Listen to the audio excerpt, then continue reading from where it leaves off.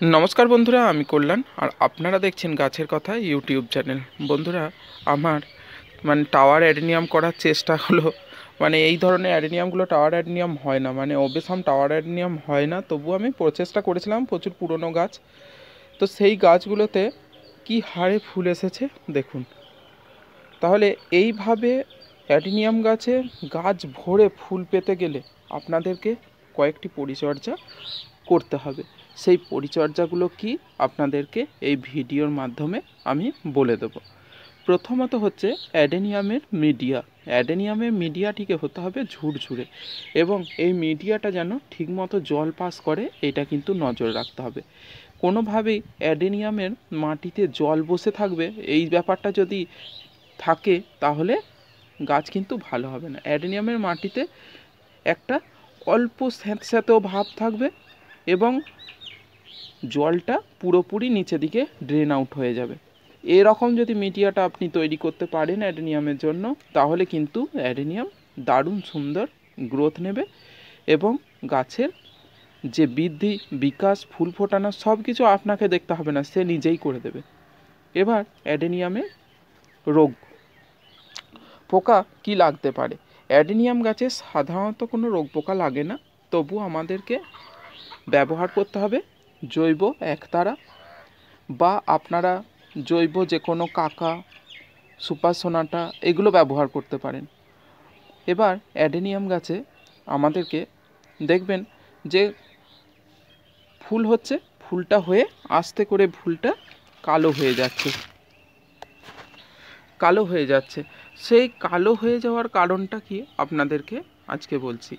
কালো হয়ে যাওয়ার কারণ হলো যে গাছে আপনি যদি প্রচুর পরিমাণে ময়েশ্চার রাখেন বা প্রচুর পরিমাণে অ্যাডেনিয়াম গাছে খাবার ব্যবহার করেন, তাহলে সেই ক্ষেত্রে আপনাদের কি হবে, গাছের শিকড়গুলো সেই খাবার যদি সঠিকভাবে তুলতে না পারে, ফাঙ্গাসের আক্রমণ হবে এবং তার ফলে গাছের বৃদ্ধিটা থমকে যাবে এবং ফুলগুলো কালো হয়ে যাবে। এছাড়া প্রচুর পরিমাণে ঠান্ডা থাকলে বা আপনার যে উত্তরের হাওয়া যদি বয় অ্যাডেনিয়াম গাছের উপর দিয়ে, তখনও আমি কিন্তু নোটিস করেছি যে গাছের কুঁড়ি কালো হয়ে যায়। তাহলে এই কয়েকটা হচ্ছে ব্যাপার।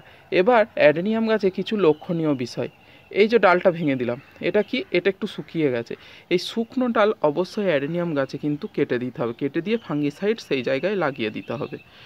প্রত্যেক মাসে একবার যে কোনো ধরনের পেস্টিসাইড, এবং গাছের গোড়াতে অবশ্যই ফাঙ্গিসাইডের জল, এবং গোটা গাছে ফুল থাকাকালীন নয়, কিন্তু ফুল শেষ হয়ে যাওয়ার পর গোটা গাছকে আবার সেই ফাঙ্গিসাইড জল দিয়ে স্নান করিয়ে দিতে হবে।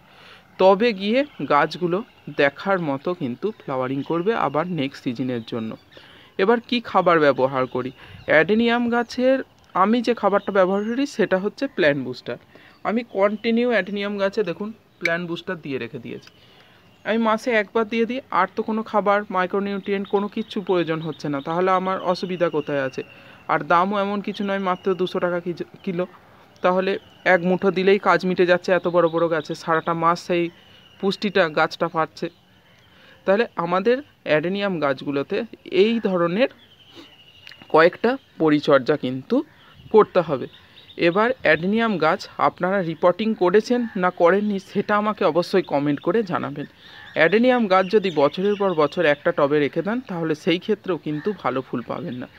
প্রত্যেক বছর গাছ তুলে তার শিকড় পরিষ্কার করে ছোট্ট ছোট্ট শিকড়গুলোকে কেটে দিয়ে মেন শিকড়গুলোকে রেখে আপনারা কি করবেন, গাছটিকে আবার প্রতিস্থাপন করে দেবেন আপনার মনময় যে যত ইঞ্চি টব আছে তার থেকে 1-2 ইঞ্চি বাড়িয়ে করবেন। তাহলে এইটা বুঝতে পারলেন এবং ভালো ফ্লাওয়ারিং করানোর জন্য বুঝতে পারলেন। এবার আমাদের অ্যাডেনিয়াম গাছগুলোতে সেকেন্ড ফ্ল্যাশ আসার আগের মুহূর্ত, এই যে ফ্ল্যাশটা হয়ে গেল, এই ফ্ল্যাশটা হয়ে যাওয়ার পরে আমাদেরকে কিন্তু সবসময় মাথায় রাখতে হবে যে আমরা আবার একটা ফ্ল্যাশ সঙ্গে সঙ্গে নিয়ে আসব। ঠিক আছে? তো সেটার জন্য আমাদেরকে একটা কাজ করতে হবে। এনপিকে 20-20-20টা কিন্তু আমাদেরকে স্প্রে করা ছাড়া চলবে না। যখন দেখব যে ফুল মোটামুটি লাস্ট স্টেজে, এখন প্রচুর ফুল ফুটে আছে এখন না, যখন দেখবো এই ফুলগুলো আস্তে আস্তে খসে যাচ্ছে, 5-6টা ফুল আর আছে, সেই সময় এনপিকে 20-20-20 একবার স্প্রে করে দেবো। বা আপনাদের কাছে যদি থাকে 0050 স্প্রে করে দেবেন, তাহলে দেখবেন তাড়াতাড়ি আবার দ্বিতীয় ফ্ল্যাশ এসে যাবে। তাহলে আজকে আমার এই ভিডিওটি কেমন লাগলো অবশ্যই লাইক শেয়ার কমেন্ট করে জানাবেন। আর আমার এই ভিডিওগুলো যদি আপনাদের ভালো লেগে থাকে তাহলে চ্যানেলটিকে সাবস্ক্রাইব করবেন এবং পাশে থাকা বেল আইকনটিকে ক্লিক করে রাখবেন, যাতে আমার প্রত্যেকটি ভিডিওর নোটিফিকেশন আপনার কাছে আগে পৌঁছায়। Thank you for watching my videos.